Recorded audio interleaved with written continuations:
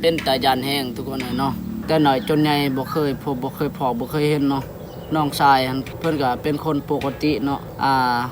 3-4 ปีนี่แหละเพิ่นก็ได้เป็นแบบนี้เนาะทุกคนเป็นแบบแต่งฮีตแต่งของยากเนาะผีมักอันนี้มักสิงเพิ่นตลอดเนาะเวลาฮอดวันศีลเวลาเพิ่นก็ได้ออกจากเฮือนหรือว่าไปเลาะไปลิ้นกลางคืนเนาะเพิ่นก็ได้พอเห็นแต่ผีตลอดอันนี้วันศีลนี่เพิ่นก็ฝันเห็นแต่ผีทุกคนเป็นตาญาณแฮงบาซีแล้วก็เอื้อยเนาะที่พอเนาะก็รู้สึกแบบตกอกตกใจแหละทุกคนมานี่ก็เงินคำก็บ่มีช่วงนี้จักสิหาติดนี่ยืมนำผู้ใดล่ะทุกคนเนาะเพราะว่าผ่านมาเฮาก็ได้ยืมนำพี่น้องแล้วก็ยังมีนี่มีชื่อนำพี่น้องก็หลายล้าน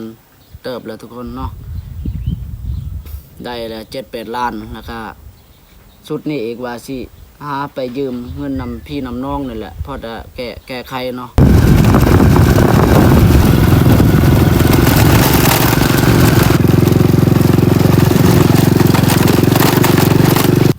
สละมายืมอยู่ไกลเลยเพราะว่าเพิ่นอยู่เที่ยงอยู่ส่วนมั่นมาจากบ้านพุ่นไกลเติบเด้เนาะได้บ่2 หลักปัวได้เนาะ3 หลักไป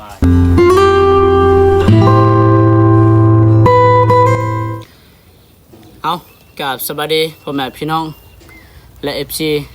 ที่อยู่ภายในและก็ต่างประเทศเนาะเบิดสุขคนโดยการสำหรับคลิปนี้เนาะบาซีก็ได้เล่าเรื่องราวที่สาเหตุที่เกิดขึ้นกับน้องชายเนาะก็เพื่อนก็เป็นมาหลายปีแหละเป็นอากาศจังซี่ทุกคนเนาะบ่ทันได้ไปแก้บ่ทันได้เฮ็ดบ่ทันได้เฮ็ดหีดบ่ทันได้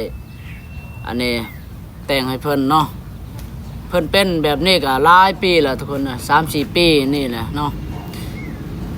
อาการที่เพิ่นเป็นแบบพี่มักอันนี้เนาะมักซิ่งตลอดทุกคนเวลาวันชิ้นน้อยชิ้นใหญ่เพิ่นก็เป็นนะบ่แม่นว่าเพิ่นสิอันนี้เป็นแต่ละมื้อทุกคนเนาะบางอันนี้วันชิ้นเนาะบางวันชิ้นน้อยชิ้นใหญ่เพิ่นก็เป็นแบบนี้หลายเทื่อเวลาอันนี้พี่ซิ่งเป็นตาญาณแฮงทุกคนเนาะตั้งแต่เพิ่นเป็นนี่มื้อนั้นเนาะเพิ่นก็ได้ไปเล่นน้ำหมูน้ำคูนี่แหละตอนเพิ่นเมื่อเนาะพอดีเพิ่นพ่อพี่ไตฮูงเนาะรัดอันนี้อยู่ทางพอดีเพิ่นก็ได้ขี่รถเล่นไปไกลนี่แหละหลังจากนั้นเพิ่นก็รู้สึกแบบเจ็บเอวตื่นเช้ามากรู้สึกเจ็บเอวเนาะมือก็ยังเจ็บเอวพอดีเพิ่นก็ได้บอกอาการว่าที่สาเหตุที่เพิ่นเห็นตอนนั้นเนาะแต่ว่าเฮานี่ก็บ่จักสิเฮ็ดเนาะมีแต่ว่าเฮาเต็งเหตุธรรมดานะให้เราเนาะแล้วก็หลังจากนั้นแล้วเนาะผ่านไปก็3-4 เดือนพอดีเพิ่นก็ฝันเห็นแต่พี่ไตฮูงหรือว่าพี่แม่ไม้เนาะเห็นแต่อันนี้พี่แม่ไม้ทวงหนี้ซีนน้ำเพิ่นพอดีฮอดวันศีลเวลาเพิ่นได้ออกจากเฮือนเนาะพี่ซิงก็ได้เป็นอาการแบบช็อกเลยแหละทุกคนเนาะแต่ว่าบาซี่ก็บ่ฮู้คือกันดอกว่าก็เลยผ่านไปก็3-4 ปีเนาะเป็นก็หลายมื้อหลายเทื่อแหละเพิ่นก็เป็นอาการแบบนี้ก็หลายเทื่อแหละเวลาเพิ่นช็อกตลอดเนาะพี่ซิงตลอดเนาะเป็นหลายเทื่อแหละพอดีเพิ่นก็เป็นอีกชุดนี้พี่น้องเนาะก็เลยพี่น้องหรือว่าผู้เฒ่าผู้แก่เนาะก็ได้แนะนำว่าไปเบิ่งนำหมอยาหรือว่านำครูบาอาจารย์บ่เนาะเฮาก็ว่ายังบ่ทันได้ไปเบิ่งช่องมากบ่ทันได้แต่งฮีตแนวนั้นแนวนี้ทุกคนเนาะก็เลยได้จากคำปรึกษาจากพี่น้องเนาะหรือว่าลุงป้าอานี่แหละเนาะทางผู้ใหญ่ผู้แก่ก็เลยมือเพิ่นเป็นสมมุติว่ามื้อนี้เนาะพอดีมื้ออื่นก็ได้ไปเบิ่งนำหมอยาใหญ่ล่ะทุกคนเนาะเพิ่นก็ได้แนะนำเนาะว่า อ่าเพิ่นเป็นแบบนี้นี่ตอนเพิ่นล้มเนาะมันมีแบบอันนี้แบบภาคนี้เขาก็ภาคนี้ก็เนาะมันเป็นแบบอ่างน้ำนะครับมีบ่อนระบายปล่อยน้ำออกเนาะแล้วก็ พี่นี่มันแม่นพี่อันนี้พี่แม่ไม้เนาะพี่แม่ไม้ท่วงนี้สิน้ำเพิ่นเนาะแต่ว่าเพิ่นก็บ่ได้บอกว่าสิอันนี้แต่งฮีดแนวนั้นแนวนี้ทุกคนเนาะมีแต่เพิ่นบอกแนะนำว่าพี่แม่ไม้เนาะพอดีบาซีก็ได้ยินจากคำนั้นแหละ2-3 มื้อนี่มันแต่อุกใจลำบากใจทุกคนเลยบ่จักสิเฮ็ดแนวใดเนาะเพราะว่าทั้งหมอพี่ก็เพิ่นก็อยากให้แต่งไวๆเนาะให้ด่วนๆแล้วก็นึงมาบ่ฮู้ว่าสิแต่งแนวใดเนาะก็เลยบาซีก็ได้อันนี้เมื่อหาพ่อปู่เนาะพ่อปู่ก็เบิ่งว่าแม่นพี่คือกันเนาะพี่นี่มักติดตัวเพิ่นตลอดเนาะเวลาเพิ่นตกใจเวลาน้องตกใจหันควรอ่อนเนาะพี่หันได้เข้าทุกคนเนาะหรือว่าพี่ได้ชิง แล้วก็พ่อปู่ก็ว่ามีแต่ว่าเต็งหิดแนวนี้เนาะบอกให้เต็งหิดแนวนี้เนาะกวดทรงเลี้ยงผีเนาะมีหมูมีไก่นี่แหละให้เพิ่นกินเนาะเพิ่นได้กินจากเฮาแล้วเพิ่นก็ได้หนีจากเฮาเนาะเพราะว่าตอนนี้เพิ่นก็ยังต้องการเนาะอยากได้กินคืนเนาะเพราะว่าพ่อปู่ก็เห็นว่ามีบางสิ่งบางอย่างน้องชายเพิ่นได้เอาเนาะจากนี่เพิ่นได้เอาของเพิ่นนั่นแหละของพี่นั่นแหละก็เลยบอกให้เมื่อเฮ็ดฮีดนี้เนาะเฮ็ดฮีดนี้แล้วก็จังมาอันนี้จังมากันเนาะได้ยินจากคำนั้นเนาะบาซีแล้วก็เอื้อยเนาะอีพอเนาะก็รู้สึกแบบตกอกตกใจแหละทุกคนเลยเนาะเป็นตายันแห้งทุกคนเลยเนาะแต่หน่อยจนใหญ่บ่เคยพบบ่เคยพอบ่เคยเห็นเนาะน้องชายอันอันนี้เพิ่นก็เป็นคนปกติเนาะบ่ได้เจ็บบ่ได้ป่วยเนาะพอดี3-4 ปีนี่แหละเพิ่นก็ได้เป็นแบบนี้เนาะทุกคนเลยเป็นแบบอันนี้เฮาแต่งฮีดแต่งของยากเนาะเวลาเพิ่นเป็นนักทุกคนผีมักอันนี้มักสิ่งเพิ่นตลอดเนาะเวลาฮอดวันศีลเนาะเวลาเพิ่นก็ได้ออกจากเฮือนหรือว่าไปเลาะไปเล่นกลางคืนเนาะเพิ่นก็ได้พอเห็นแต่ผีตลอดผีอยู่ทางหรือว่าอยู่อันนี้ปราสาทเนาะเพิ่นก็ได้พอเพิ่นก็ได้เห็นตลอดบัด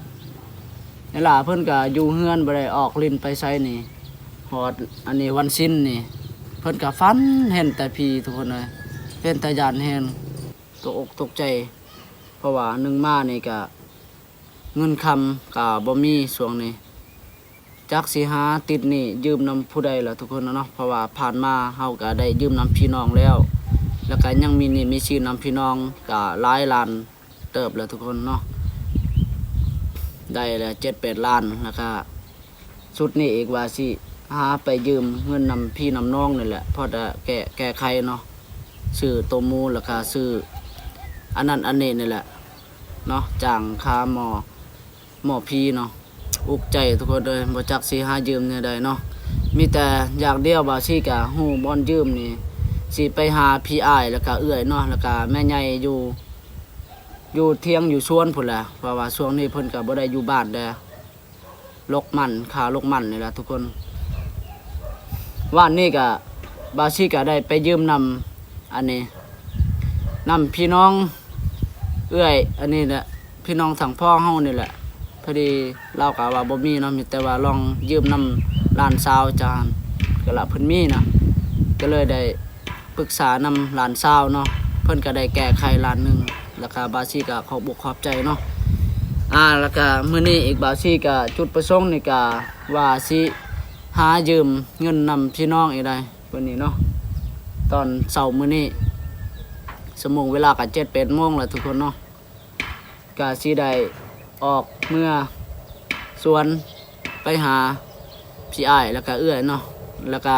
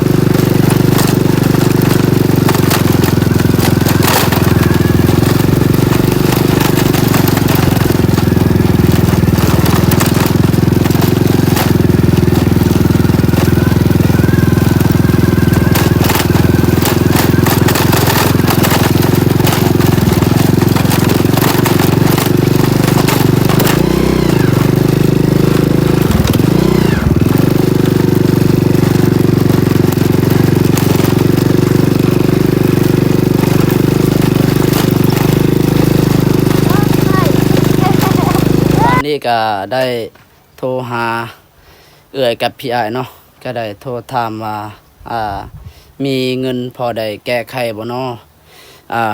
ได้ โทรหากันเมื่อวานนี่เนาะพอดีพี่อ้ายก็ว่าเงินนี่ก็บ่มีคือกันแต่ว่าแก้ไขหันมีอยู่ประมาณ 4-5 เซนนี่แหละทุกคนเนาะเป็นเงินกีบเงินลาวเฮานี่แก้ไขได้อยู่เนาะอัน4-5 ล้านนี่ก็เพิ่นก็ยอมคือกันเนาะเพราะว่าเพิ่นก็คือเห็นนี่แหละเนาะยังลกมันอยู่เนาะมันนี่กำลังได้ตากก็บ่ทันได้คายเนาะเพราะว่าคายสุดก่อนนี่ก็ไปอันนี้งานดองพี่น้องเนาะแล้วก็มีเวียกได้เพิ่นก็ได้ใช้จ่ายเบิดเนาะคายสุดก่อนแล้วก็สุดใหม่สุดนี้ก็บ่ทันได้คายเนาะ มื้อนี้ก็บาซี่ก็มาอันนี้หาพี่น้องนี่แหละทุกคนเนาะเพราะว่าสิอันนี้มาหาพี่น้องเนาะพอแต่เพิ่นก็มีสำได้ก็แก้ไขเนาะเพราะว่าน้องชายบ่าวมิกเนาะเพิ่นตอนนี้ก็อาการก็หนักหน่วงทุกคนเนาะเพราะว่าซีนี่นี่พี่นี่มักสิ่งเนาะโดยเนาะก็ตอนนี้ก็บาซี่ก็ออกเดินทางเนาะมาหาพี่น้องเนาะเพราะว่าป้ากับลุงเพิ่นก็ได้อยู่สวนเนาะก็คืออยู่สวนมันทุกคนเนาะตอนนี้ก็กำลังเชี่ยหญ้าอยู่เนาะ เพราะว่ามันนี่ก็ลูกบ่ทันแล้วเนาะก็เลยจำเป็นได้เสียหญ้าแดแล้วก็ได้ลูกแดเนาะนี่ตอนนี้ทุกคนเลยเนาะนี่กำลังได้อันนี้ปั้นแล้วแล้วก็ได้ตากในประมาณ2 แผ่นบัตรนี่แหละนี่เนาะโอ้คักอีหลีภาพบรรยากาศตอนเช้าทุกคนเลยเนาะเห็นบ่ยังเสียหญ้าอยู่เสียหญ้าเนาะอันนี้พี่อ้ายเพิ่นก็ลกมันอยู่เนาะพี่น้องเนาะนี่สำหรับน้ำจิตน้ำใจมายืมเงินนำเอื้อยกับพี่อ้ายเนาะได้400,000ป้ายบ่450,000กีบเนาะแล้วก็ยังสิไปขอนำแม่ใหญ่อีกเพราะแต่ได้1 ล้านกีบเนาะวันนี้ก็บาซี่ก็ได้ไปขอแล้วไปยืมบ่แม่นไปขอเนาะไปยืมนำพี่น้องคือกันได้ล้าน20พุทธเพิ่นก็ให้ล้านหนึ่งวันนี้ คิด1มาของคิดยันบ่พอ2 ล้านก็เลยว่าสิได้อันนี้ได้ว่าสิได้ปล่อยรถไปหั่น2 ล้านลูกคงว่าเอาคือกันบัดพี่น้องทางเมียทางพุ่นเพิ่นก็ว่าเอาคือกันตกลงจักสิขายนำไปมีแต่ว่าผู้ได้ให้เงินก้อนผู้นั้นนะเพราะว่าเวียกอันนี้มันด่วนเนาะจะได้เกี่ยวได้แม่เอาคือกันแต่ว่าลุงคงหันเพิ่นว่าค่อยอยากได้แต่ว่าค่อยให้บ่ครบประมาณ 7-8 เซนนั่นแหละแก้ไข